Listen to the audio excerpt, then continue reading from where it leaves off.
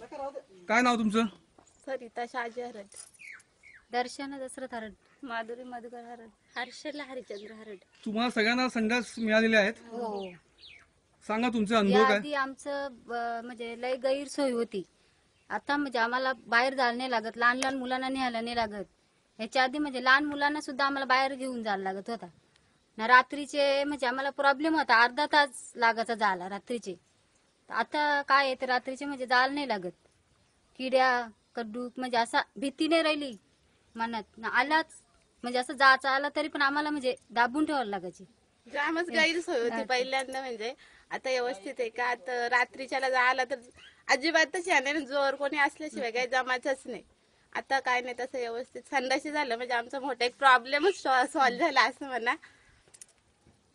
पण त्याची तुमची निगा राखता का संडासी तुम्ही? मग औषध टाकून साफ करतो आम्ही संडाशी. पाणी पाणी भरपूर. पिणी भरपूर आम्ही वापरतो. स्वच्छ ठेवलीच पाहिजेत ना. घराजवळच्या संडाशीत म्हणजे आमच्या स्वच्छच असतात.